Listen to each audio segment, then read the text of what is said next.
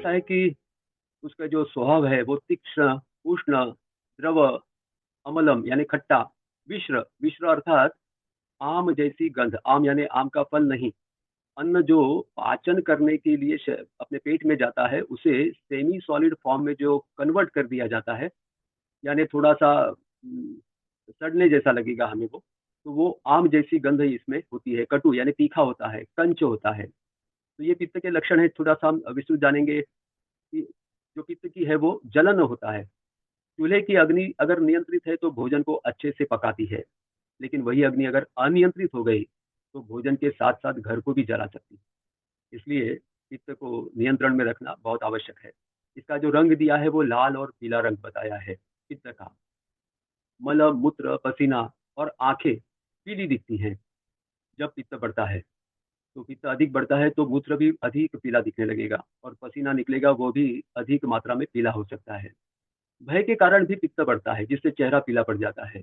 पित्त बढ़ने से ज्वर आता है यानी बुखार आता है जिससे चेहरा लाल हो सकता है। क्रोध भी पित्त को बढ़ने का कारण होता है। क्रोध में व्यक्ति का चेहरा लाल हो जाता है। पित्त का और एक लक्षण है पिघलना। अग्नि से वस्तुएं पिघलती हैं, पित्त कुपित होने से शरीर भी पिघलने लगता है। पित्त का और एक लक्षण है फैलना। गर्मी से वस्तु फैलती है। टॉन्सिल, यकृत, हृदय, गर्भाशय इनका आकार अगर बढ़ता है तो समझना है कि हमारे शरीर में पित्त बढ़ा है। और जब आंतें फैलती है तब हर्निया होता है। पित्त का और एक लक्षण है दुर्गंध। ठंड के ऋतु की तुलना में गर्मी की ऋतु में वस्तुएं जल्दी सड़ती हैं। जो बहनें दूध का दही लगाती हैं उन्हें ध्यान होगा कि गर्मी की ऋतु में दही जल्दी तैयार हो जाती है और ठंड की ऋतु में दही को बनने के लिए थोड़ा समय अधिक लगता है, क्योंकि जो बैक्टीरिया है वो गर्मी की ऋतु में जल्दी बढ़ते हैं। वैसे ही जब पित्त शरीर में बढ़ता है तो वो दुर्गंध देता है। पित्त बढ़ने से सांसें, पसीना, पाद, मल, मूत्र इन सभी में दुर्गंध आने लगती है। इनमें अगर दुर्गंध आती है तो ये पित्त बढ़ने का लक्षण है। अब जिनके शरीर में पित्त अधिक होता है ऐसे व्यक्तियों की लक्षण हम देखते हैं। ऐसे व्यक्ति कैसे होते हैं? तो जिनके शरीर में पित्त बड़ा है तो उन्हें उष्णता सहन नहीं होती है। जैसे कोई व्यक्ति ने पहले से ही 50 किलो का भार उठा के रखा है और उसको अगर हम अधिक भार उठाने के लिए कहेंगे तो वो उठा नहीं सकते हैं। वैसे उनके शरीर में पहले से ही उष्णता बहुत अधिक मात्रा में भरी हो तो बाहर की उष्णता वे सहन नहीं कर पाएंगे। इसलिए ऐसे व्यक्ति जो है उनकी कार्य क्षमता कम हो जाती है। मुख उष्ण लगेगा, लेकिन सुकुमार तो दिखते हैं। पीढ़ी का यानी पिंपल्स अधिक हो जाते हैं, तिल अधिक होते हैं, फुंसी अधिक मात्रा में होती है, भूख अधिक लगती है, प्यास अधिक लगती है। व्यक्ति के बाल जल्दी सफेद होते हैं। जिनके भी बाल जल्दी सफेद होते हैं तो वह पित्त का लक्षण है। ऐसे व्यक्तियों के बाल जल्दी गिरते हैं। बाल झड़ने की समस्या पित्त के कारण ही होती है। अल्पकेश वाले जो होते हैं वह भी व्यक्ति पित्त वाले ही होते हैं। पित्त प्रकृति के व्यक्ति पराक्रमी होते हैं। पित्त प्रकृति के व्यक्ति क्लेश को कभी सहन नहीं करेंगे, अन्याय को कभी सहन नहीं करते हैं, किसी की बात भी नहीं सुनेंगे, अपनी बात खरी करके रहते हैं। सहन शक्ति का बहुत अभाव रहता है। स्वेद यानी पसीना अधिक होता है। पसीने में, मल मूत्र में अधिक गंध आती है या दुर्गंध आती है। ऐसे व्यक्तियों की मैथुन शक्ति भी कम होती है। वे अल्प अपत्य यानी कम बच्चे होते हैं, क्योंकि शरीर में अति उष्णता के कारण शुक्राणु तथा बीज अधिक मात्रा में नहीं बनते हैं, जिसके कारण अपत्य कम रह सकते हैं। उनका बल मध्यम रहता है लेकिन पराक्रम अधिक रहता है। मध्यम आयुष्य रहता है, ज्ञान विज्ञान भी मध्यम रहता है। पित्त के दूषित होने पर बहुत से रोग होने होने की संभावना होती है। जैसे आयुर्वेद में कहा है कि वात के कारण 80 प्रकार की बीमारियां होती हैं, तो पित्त के कारण 40 प्रकार की बीमारियां होने की संभावना होती है। पित्त पर ध्यान दिए बिना किसी भी रोग का उपचार करना संभव नहीं होता है। इसलिए किसी भी रोग का उपचार करने के पहले पित्त का जो स्तर है शरीर में वो देखना आवश्यक होता है। प्रारंभ में फोड़े, फुंसी, मुंह में छाले, दस्त यानी लूज मोशन, सर्दी जुकाम, मुहासे, चर्म रोग, गंजापन, जल्दी जल्दी ज्वर आना, बुखार आना, स्त्रियों के मासिक धर्म में कम या अधिक रक्तस्राव होना, संक्रामक और मौसमी बीमारियां जो होती हैं उसका जल्दी जल्दी शिकार बनना, यह प्रारंभिक बीमारियां होती हैं।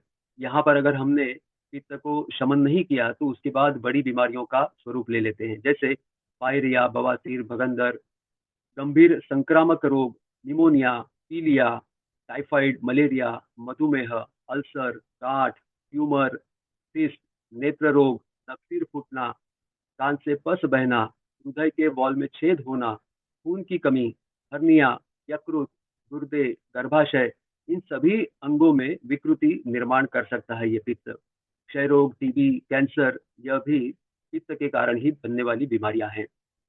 पित्त का संबंध बुद्धि से, जैसे वात का संबंध मन से है, वैसे पित्त का संबंध बुद्धि से है। इसलिए जब पित्त विकार होता है, पित्त बढ़ जाता है, तो यह बुद्धि में भी विकृति आना स्वाभाविक होता है। हर बात का नकारात्मक पहलू ढूंढना, कुतर्क करना, सही को गलत और गलत को सही समझना, शत्रु को मित्र और मित्र को शत्रु समझना, ये सारे दोष बुद्धि में पनपने लगते हैं, जिससे व्यक्ति अपने ही पैर पर कुल्हाड़ी मार लेता है।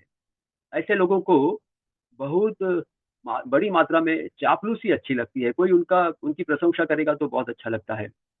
और ये लोग, ऐसे जो पित्त बड़े हैं, ऐसे लोग चापलूसों के जाल में जल्दी फंस जाते हैं। कुपित पित्त वालों के मन में बदले की भावना बहुत अधिक मात्रा में होती है। वो कुछ भी हो जाए, बदला लिए बिना शांत नहीं होते। इसलिए ऐसे व्यक्ति को समझाते समय बहुत ही सावधानी रखनी चाहिए और पित्त को नियंत्रण करने का उपाय करना चाहिए। प्राय पित्त पित्त विकृत से इंद्रियों की भोग की क्षमता क्षीण हो जाती है, जिससे व्यक्ति को जो पहले पसंद था उसमें रुचि नहीं रह जाती। जैसे स्वाद में रुचि न हो, ऐसे भी उनकी यौन इच्छा भी क्षीण होने लगती है।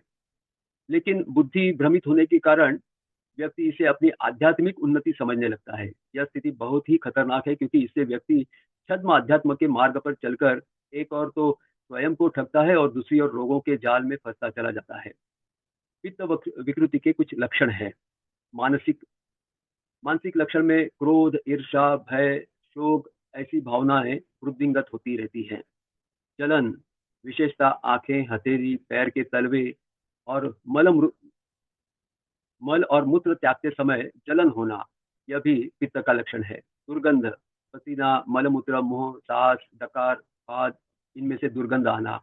पीलापन, पसीना, मलमूत्र या आंखों में पीलापन दिखना। लालिमा, आंख, चेहरे, गले पर सूजन और सूजन पर भी उस चमड़ी पर लाल रंग दिखता है। कालापन, वात पित्त दोनों के विकृत होने पर त्वचा पर काले दाग, आंखों के नीचे कालापन, त्वचा में कालापन, मल में कालापन, आंखों के सामने अंधेरा छाना, यह भी जो लक्षण है वह भी वात और पित्त दोनों के बिगड़ने के लक्षण है। सफेद प्रवाह, पित्त कफ, यह दोनों दूषित होने पर आंव, पुरुषों में प्रमेह, महिलाओं में श्वेत पदर आदि बीमारियों के लक्षण हमें दिखते हैं, जो आगे जाकर पेचिश, मधुमेह, गर्भाशय की बीमारी इनका स्वरूप ले लेती हैं। पित्त बढ़ने पर जुकाम भी होता है, यानी केवल वर्षा ऋतु में या ठंड में ही जुकाम होता है ऐसा जरूरी नहीं है। शरीर में पित्त बढ़ने पर भी जुकाम हो सकता है, क्योंकि पित्त बढ़ने पर जो शरीर में जमा हुआ कफ है वो पिघल कर निकलने लगता है। ऐसे में खासकर गर्मी की ऋतु में ऐसा होता है, तो वह भी पित्त की बीमारी मानी जाती है अगर ये गर्मी की ऋतु में होता है तो। पित्त के बढ़ने से नींद का कम होना और भूख का भी कम होना यह स्वाभाविक है। पित्त के कारण घाव, जैसे छाले, फोड़े, फुंसी या रिसने वाले चर्म रोग होते हैं। इन्फेक्शन, पित्त बढ़ने से शरीर में इन्फेक्शन बहुत जल्दी फैलता है, जैसे गले में इन्फेक्शन, रक्त में इन्फेक्शन, शरीर के किसी भी अंग में यह इन्फेक्शन पित्त के ही कारण बढ़ता है। ये सारे जो लक्षण हैं वो सारे पित्त को नियंत्रित करने से हम इन्हें कम कर सकते हैं।